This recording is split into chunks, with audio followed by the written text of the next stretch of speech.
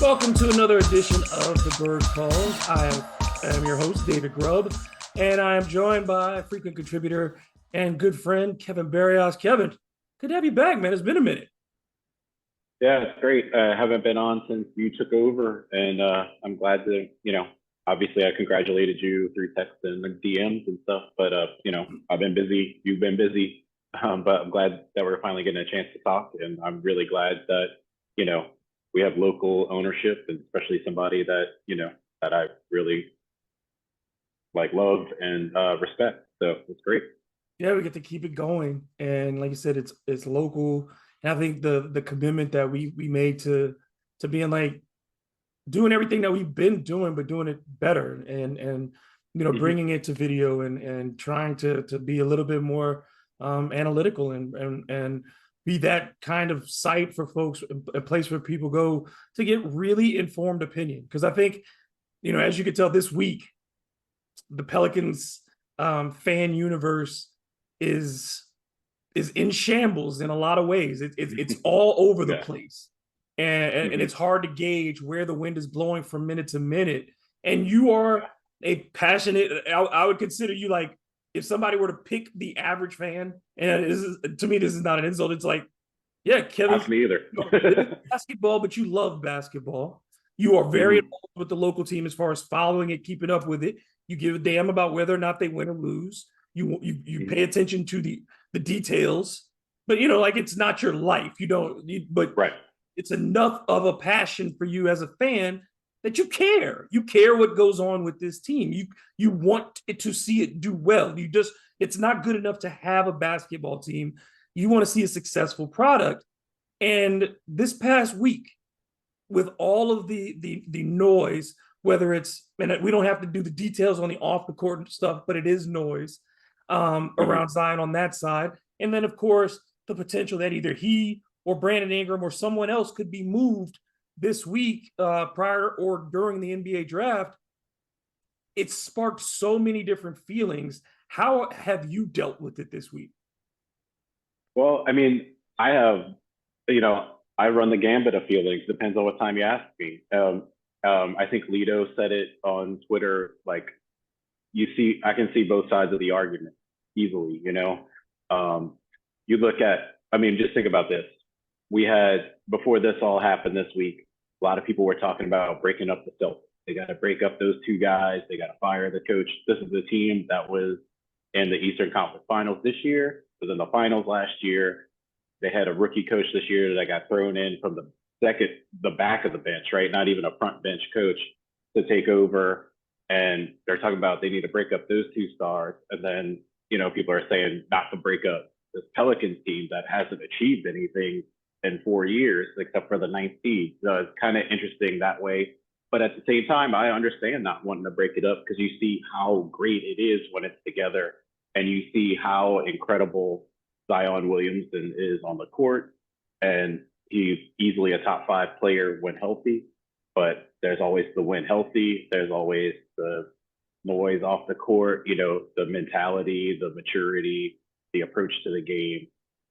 Those sort of things are question marks.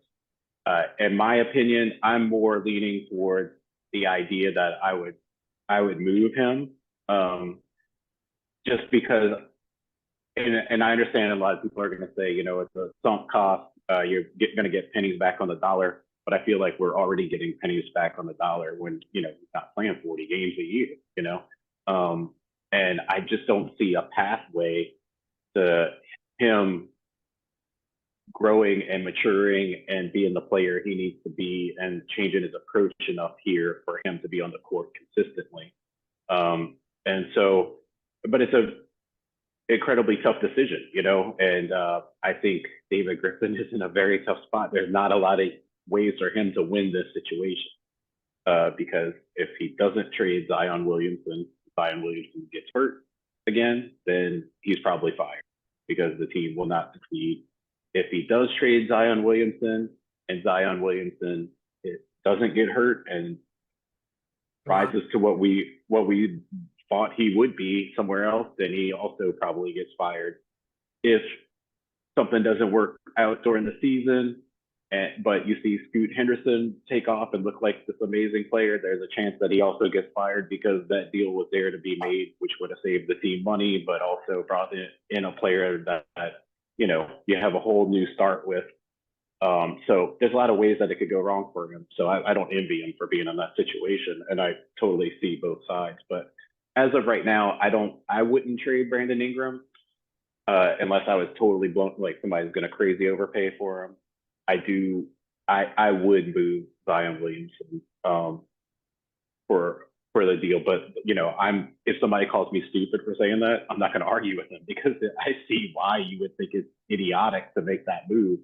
It's just, I just don't see a long-term future here. But I also understand seeing how it works out this season because you have those 5 years on the deal to still try to make a move later on. But you're always looking at the return getting even further diminished. The difficult thing for me in the whole process of all this is that, there are very few times, and you just saw it in the NBA playoffs with Nikola Jokic. There are very few times when you have a player who can be the best player 4 times in a row. And in 4 straight series, Nikola Jokic was the best player on the floor.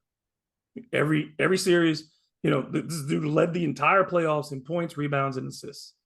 Every series, he was the leading, and it wasn't one where he was second in one of them. He did it every series. There are very few people like that who can do that. Giannis, carry you for 50 points in a game 6, take you home.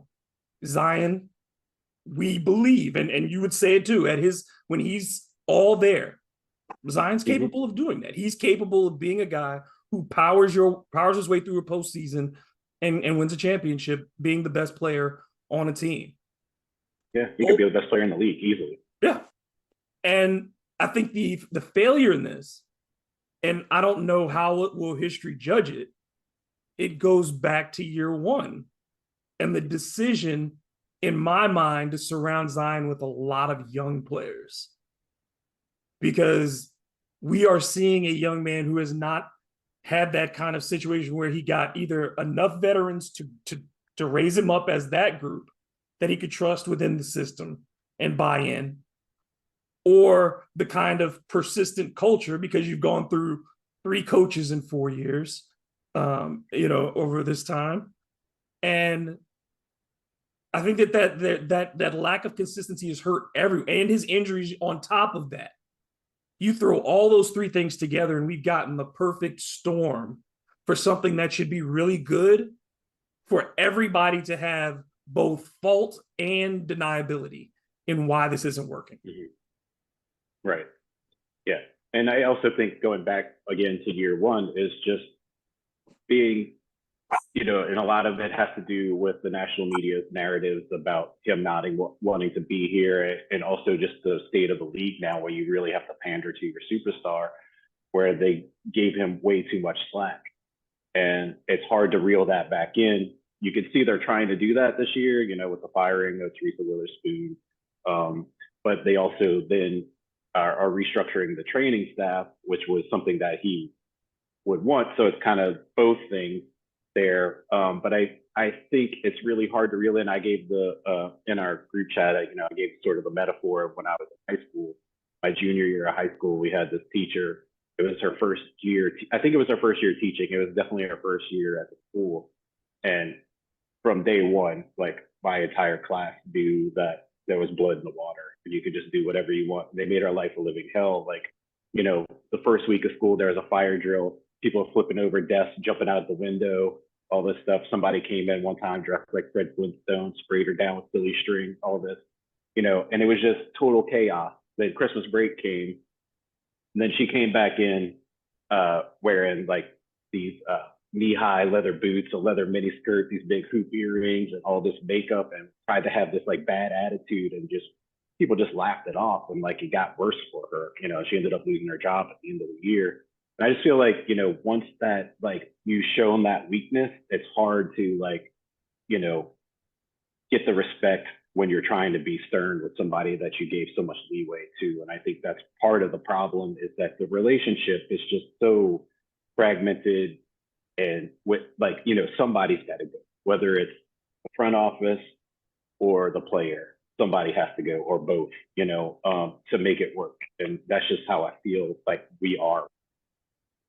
I mean, it's like we've gotten in some ways similar to what Philly's gotten.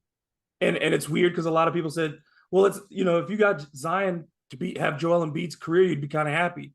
But would you? Because Joel Embiid kind of has been a disappointment. He's still never been to a conference final, in his life. So when you look at it that way and you say, yeah, he missed 2 years and he still misses the occasional game, he's still dealing with his shape, his fitness being a question mark, where people talk about Joel Embiid and say, why can't he finish games? Why does this happen every year in the playoffs where he fades down the stretch? I don't want Zion to have Joel Embiid's career if I'm the Pelicans. You want something better than that. And the templates that you did have, the other guy, Nikola Jokic, who had he needs to get in shape, he needs to commit himself to the game, did those things.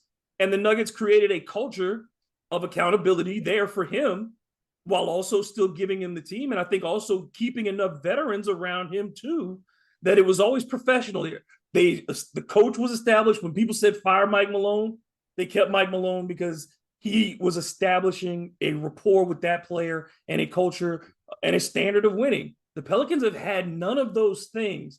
And I think it's just, you look at it and I understand on the other side, as you say, why there is the push to have a soft reboot and figure out how can you make this work with the pieces that at the very least. Brandon Ingram, Herb Jones, Trey Murphy III, Jonas Valanciunas. I know at least with those pieces, I can be competitive if I put other dependable pieces around them. Right. Yeah, and I know both of us also think very highly of Trey Murphy. Like, I think he's a budding star. So if you're shipping Zion out, you immediately have a replacement. Now, obviously, Trey Murphy isn't that generational talent that Zion is, but he's going to be a very good player in this league for a long time. And the other thing is, and you say it all the time too, the troubling thing about Zion, it's all lower body injuries. And you're talking about a guy who lives off of his athleticism and his strength. Now, he's very crafty too. He doesn't get some of the credit. I mean, I guess he gets the credit, but maybe not as much as he deserves for how crafty he is around the rim, his layups, his ability to finish without or dunk. Some people actually complain that he doesn't dunk enough. Yep. But I mean, that's one of the differences too between him and Embiid and Jokic. Obviously, Jokic is not a guy whose game is built on athleticism. He's a craft player, and Zion has that in his game combined with the athleticism, which makes it so why can't this just work? But for whatever reason, it's not. And we know a lot of stuff about his personality, his approach, and all these things around him that makes me understand a bit more why it doesn't work. But it's just frustrating that it doesn't. And I just feel like for everybody's sake, it's almost better. I think he will be better somewhere else with a fresh start, and we will be better where we're not building a team around a guy who's not dependable. Because, the things that we say we've needed forever, shooting, playmaking, rim protection, we're not getting. And the idea that this team is built to have the ball in his hands mainly as the focal point of the offense. But if he's missing more than half of the season, now you don't have that playmaker that's there to create for everybody else and elevate everybody else's game. And we all believe, B.I., Trey, Herb, those are really solid building blocks. If you had somebody to set the table for them, and Jonas obviously is a great player, a really crafty player as well. But if you had somebody to really run the offense and set that stuff when he was away, his disappearance wouldn't matter as much. But the idea of trading him to get another young guy that is his game to create and those things, is Scoot Henderson, which is the rumor that's who they're targeting if they were to trade him. It makes a lot of sense.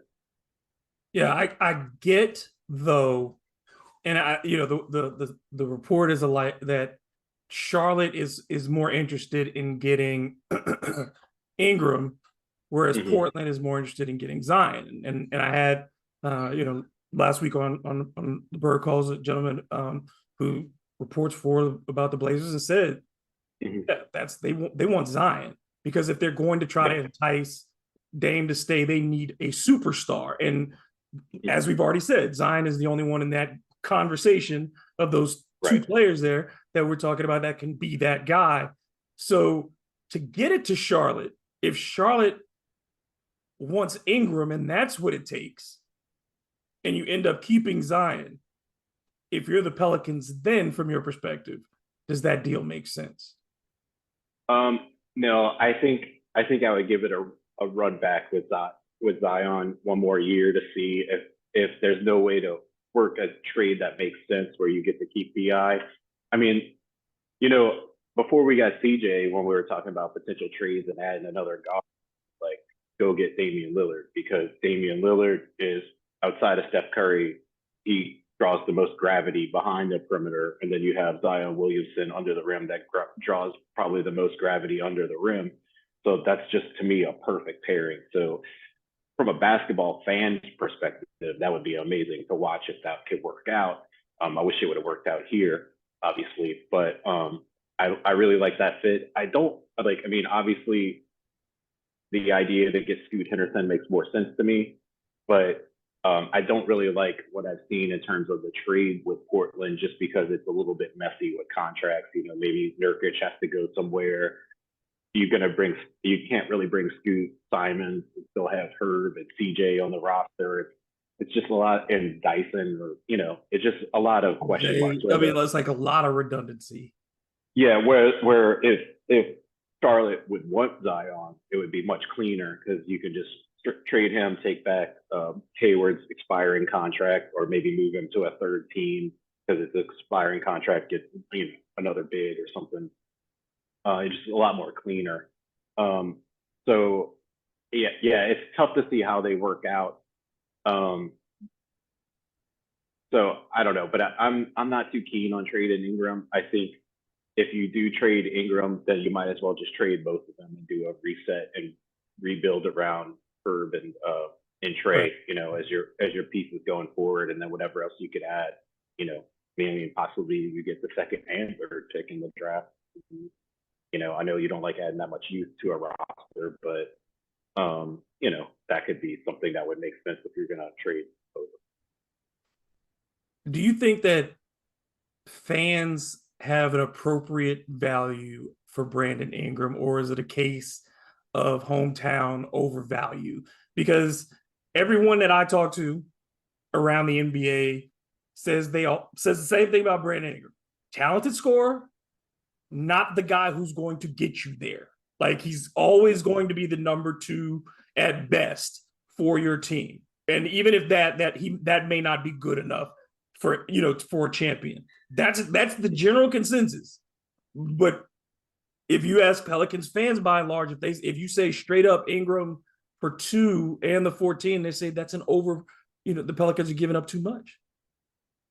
Yeah, well, part of my problem with that trade too is just that I don't see how Scoot Henderson and Zion Williamson fit together.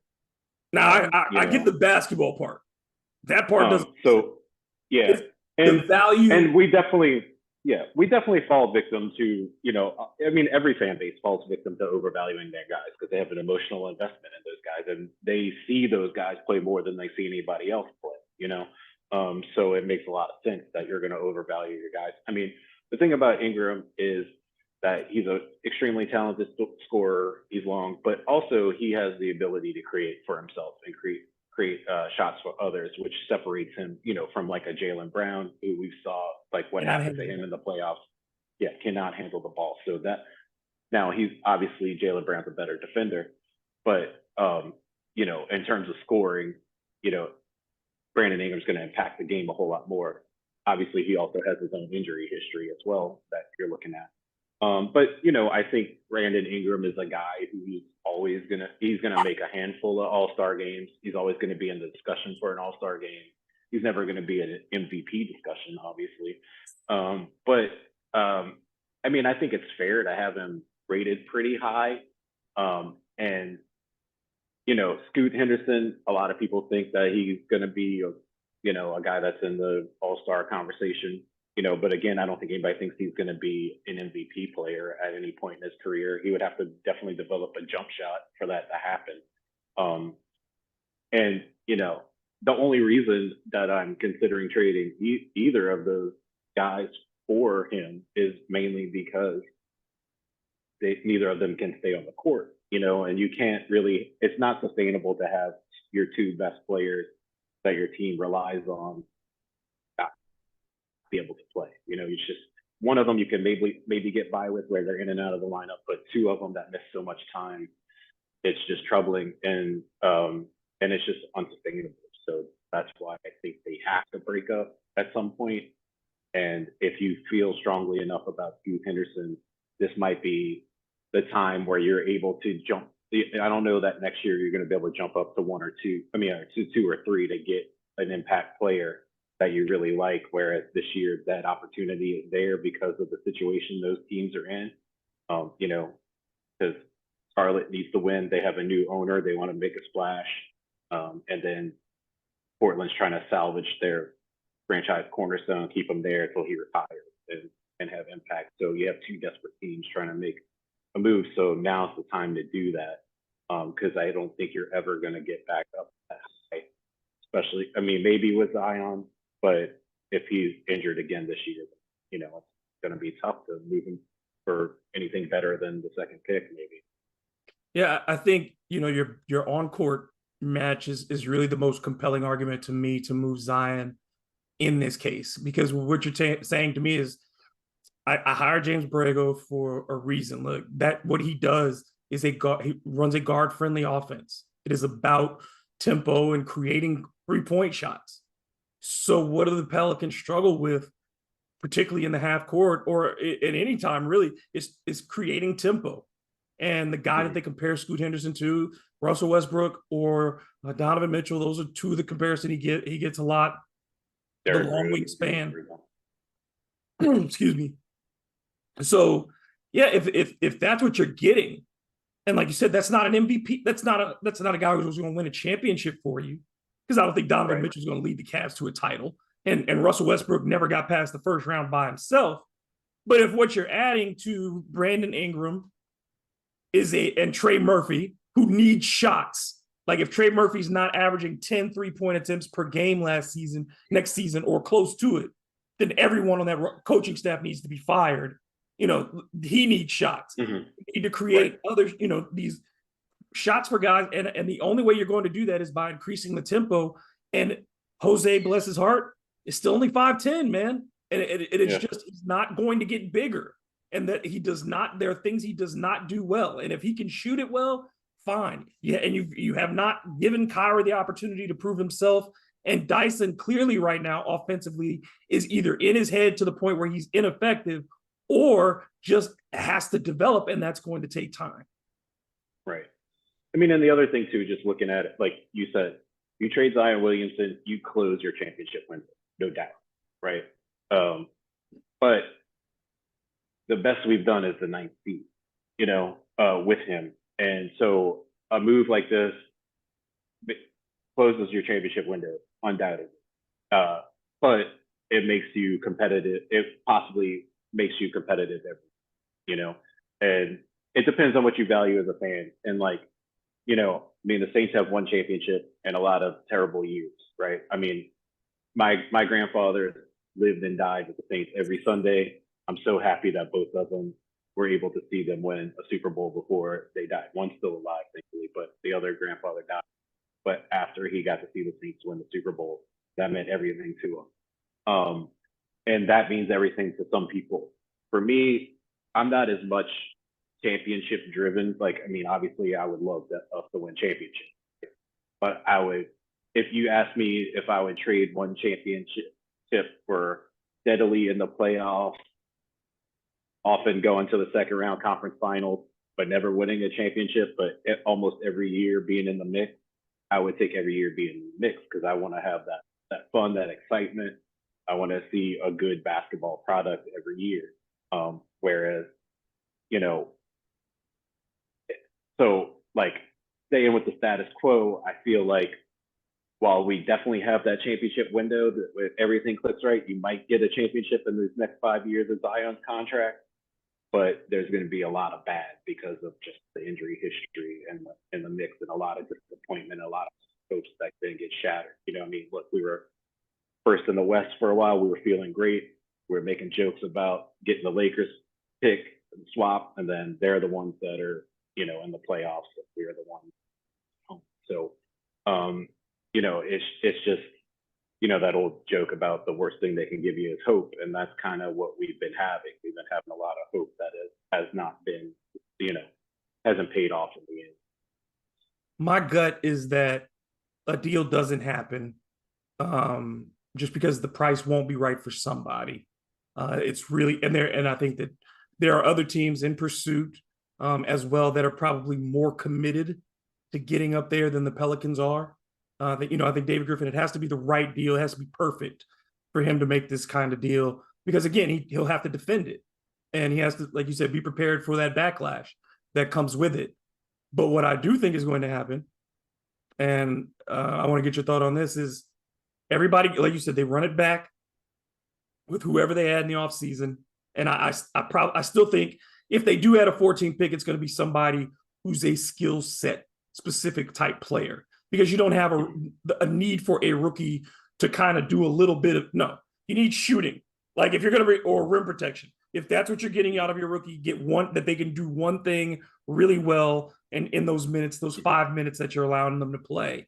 But if they trade that pick or whatever they bring back, I think they got a 30, 35 game window to start the season and look like a good basketball team. I don't know if it's particularly the record in and of itself, but to look like a cohesive, winning, capable, everybody's on the same page basketball team. And if it's not there then David Griffin will make either and I think Zion would be the one that would be the most likely to be ejected if that's the case, because he's the one who has the greatest question.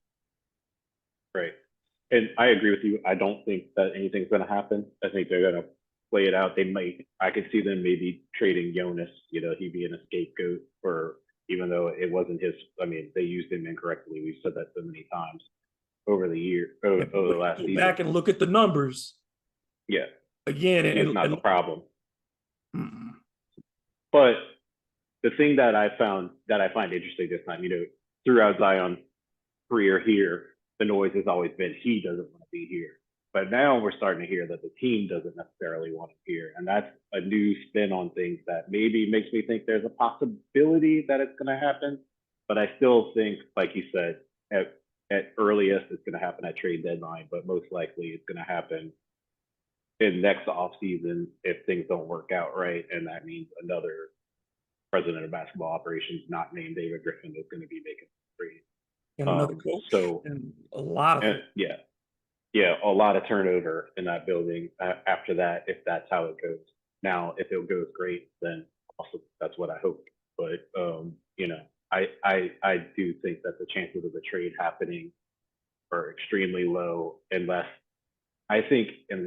Charlotte changes their mind and wants Zion instead of Ingram, then I think the possibility shoots up to more 50-50 from 30%, you know. But I still think they probably run it back. It's like, you know, it's so hard to give up a penalty. Like it just really is. You know? Yeah, I think everybody that vast majority of fans who remember that feeling when the crescendo of, you know, right before Christmas of feeling like, oh, it isn't there. No, you know, nobody felt like it was, but you had arrived officially on the scene. You had your moment where now we're on the stage. We're no longer pretending. We're ready to act. And I think that to have that and then to have it snatched away, not just because of Zion's injury. You know, again, it's not just because of that. The team it still has no excuse for losing 10 in a row. It has no excuse for losing to Houston late in the year. It has no excuse for losing to Oklahoma City at home in the play-in. None of those things are Zion's fault. But yeah, it just, that feeling of what it could be with him is such a enticing drug, man. And I just can't, I don't know how getting people to kick that drug is going to be hard. I completely understand. I don't think you're wrong for saying there's no way you should trade Zion. Don't think you're wrong for saying. The other part of this would be, how much pressure is Willie Green under now, and how much security do you think he has? I mean, you and I have we were right off the bat said that he was put in a terrible situation, and he was. And he's under tremendous pressure, but at least now it seems like he's able to finally choose the staff that he wants. It seems that way. Maybe it's not. Maybe they're just changing over the staff for him again, but it feels like that it's more his choosing. And also, maybe, like I love Teresa Willis-Spoon. We all do. We're all sad to see her go. But maybe, she was a bit of a threat to Willie in the locker room just because she had Zion's ear and Zion had her ear. And, it was, maybe it was just too friendly for them, where they had to clean that up a little bit and give Willie more of the voice when dealing with a star player. But we'll see how that plays out. But yeah, obviously, I mean, everybody that's in that building is under intense scrutiny, and the fire underneath their seats is the hottest it's ever been. Do you think if there's not a successful season this year, then that whole place is getting cleaned up. You have to figure Gail Benson has reached that stage, especially with the stadium question lingering. Yeah. Like the arena question, you can't keep putting out a poor product and go to the state or the taxpayers and say, in a poor state like Louisiana, after we just put up a bunch of money to fix the Superdome and results have not, again, you only have one NFC Championship game appearance since the Super Bowl. So yeah, the state can't just be flooding money into Gail Benson's pocket for the 9th seed. And she knows that her bottom line is impacted by whether or not this team wins or not as well. And there's all these new things, the TV deals and all these things are going to be impacted. And if New Orleans is not driving part of this, and the fact that Bally they don't have a TV contract, the value of that, the Pelicans have to win for all these things to happen. So yeah, I just think it's the cord is not going to be particularly loose. There's not going to be a lot of rope here. There'll be enough rope to hang themselves, but there's certainly not a lot of rope to mess up this year. Yeah, no. I mean, you think about it. Well, I mean, this is Griffin's third coach in now 5 years, I guess. And then he sold her on Aaron Nelson being this great trainer that was going to come in, and that didn't work out. And then they're restructuring that training staff, restructured the whole coaching staff again this season without replacing the head coach, but she's still paying old head coaches and replacing them with new, so it's just like everything. And then, obviously the PR nightmares that are going around with Zion, and then all the trade chatter constantly. Those things are not good for her and for the brand and for the team and for the city. With all that said, you still an optimistic fan, Kevin? You still looking forward to the start of basketball? I mean, I am. I will say that like last season was one of the harder seasons for me, especially down the stretch. In terms of I've just kind of like reached a level of exasperation.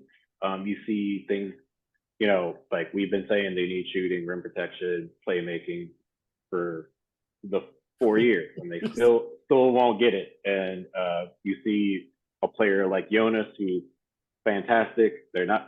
His liability is that he's not a great defender. He's an okay defender, but he's not a good defender, like above average defender. He's fair enough, right?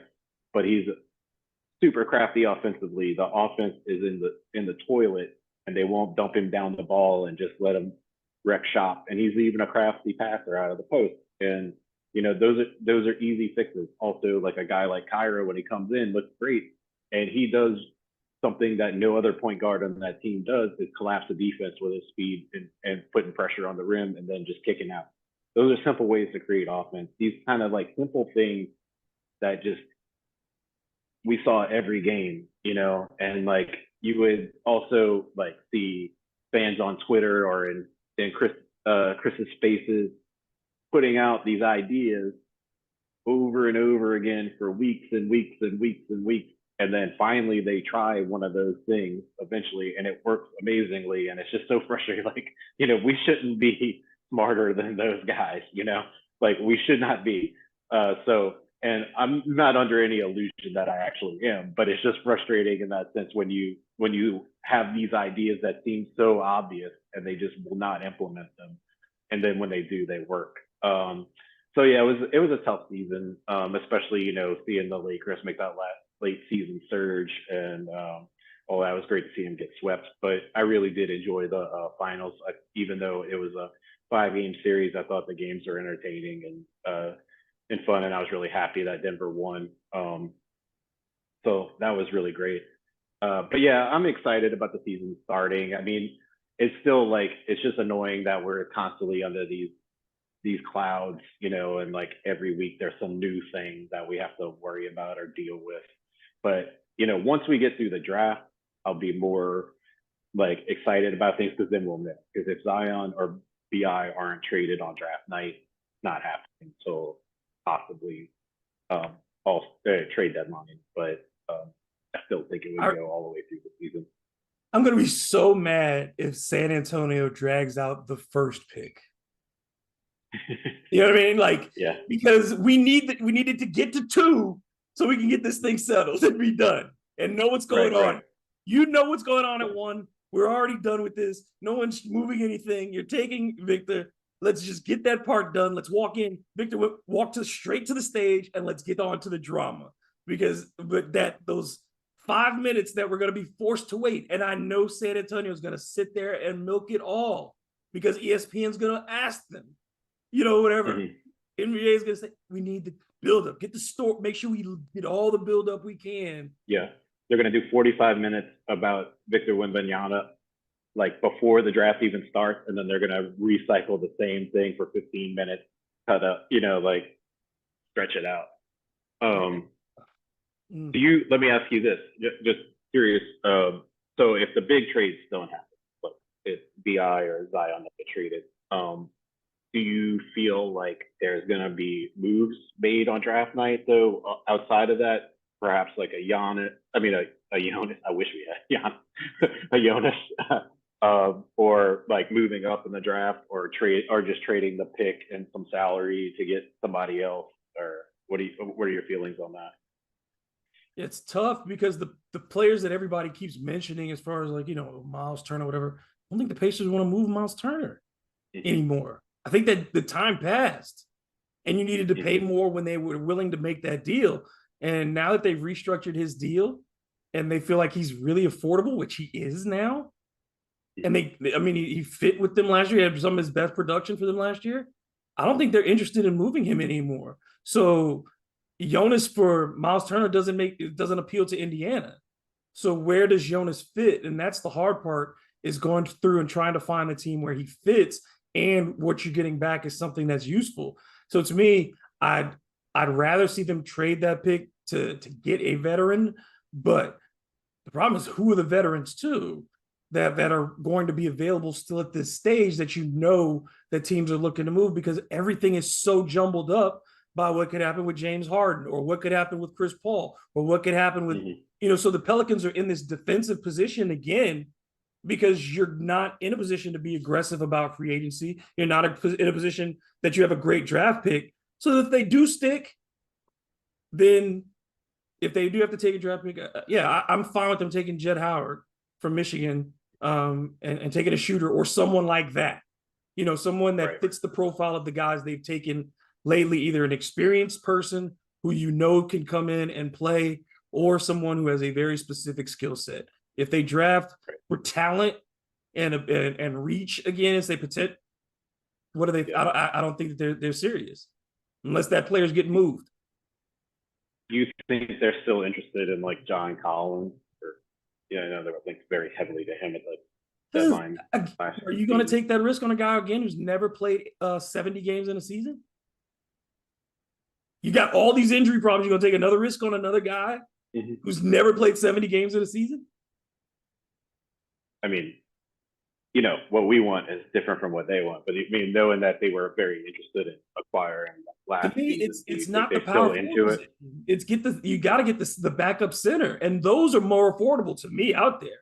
Or if you are Right. going to swing big for a Nick Claxton or somebody like that, if you are going to swing big for that, then you still have the pieces to make that happen. I think Yeah. because if Like a Nick Claxton Miguel Bridges contract. gets moved, then yeah, you've got some stuff you could give up to make that an interesting deal for Brooklyn, because then I think they go into a full rebuild if Bridges moves. So they don't have they don't have a star then to build around. So I think you could negotiate with them and get somebody else. But yeah, it's who are you trying to steal from somebody? Because clearly Miami now, if Miami's holding on to Bam, if they think they're going to get Bradley Beal, then Right. Bam may be the price they have to pay for Bradley Beal, and they'll do that. They'd hate to, but they would do it because they need scoring that badly. So I mean, I think that the Pelicans don't have any position of strength to come at anybody. All their picks, they don't have as many picks as other people have picks anymore, and their picks aren't as good as other people's picks like they used to be. So like the same thing that you've talked about for years is like there's a time and there's an expiration on all this stuff, and I think the Pelicans may have sat to the point that this year the best you can do is and sometimes it's the best thing you should do is just fix up the edges, man. Clean up all the little spots on the bench. Yeah. Najee's got I hate to do it, but the Najees have to go. The people sitting there who are young and not playing. It's one thing to be a vet who's not playing, who's there for break, like Ish was for Denver, break in case of emergency. But your 22-year-olds, your 23-year-olds can't be those players. And so to me, that's what they do. Go get more veterans on that bench who raise your floor, because if your floor is better next year, this team is at least 5 wins better, right? Because the games that they blew last year, the games they blow in the fourth quarter because of bad decisions, or the quarter that they can't shoot right, or because the offense dies, if your floor is better because your veterans are smarter, you win half of those games. And I guarantee you there were more than 10 of those that they blew last season. Yeah. No, I agree. I mean, if I would do anything, it would just be the Zion trade, but it would have to be with Charlotte. I just don't see how the Portland one works. I don't see how, just because there's just Simons and Nurkic and all, it just becomes too messy. But I'm also curious to see if Zion can put it all together and stay healthy and give us a good season. Man, no one would be rooting against. I don't think there's a single Pelicans fan, because I think the disappointment, most people, the ones who want to move in the group who do want to move him, is not because they dislike him or think anything like that. It's like, it's just that disappointment of like, dude, we want this to work, and it's just breaking our hearts that it's not working, and I can't keep having my heart ripped out of my chest. Yeah, and sometimes even in human relationships, you see a couple that the two people are great people, it's just not working, and then they can go off and be happy, and be with somebody else, and they thrive, and it all works out for everybody. Sometimes you just need that split. Sometimes there's just too much bad stuff built up into the relationship, and I'm not saying it's built up in terms of with the fan base, but built up inside of the organization itself. And it just has to be a break for both parties to grow and thrive, But, whatever happened in that meeting between Zion and David Griffin this past week, I hope it was just honest. Whatever they said to each other, whether it was good news, bad news, or whatever for the other, I just hope it was honest, so that we can all just get past this, and that for one season in the last 5 years, we can just be talking about basketball. Because I would love to have a boring team in that regard, to where people, if they got finals like Denver did, and there's somebody talking about how boring the Pelicans are, I'd be really cool with that if that's what it takes to get to the finals. Be the most boring and innocuous team ever.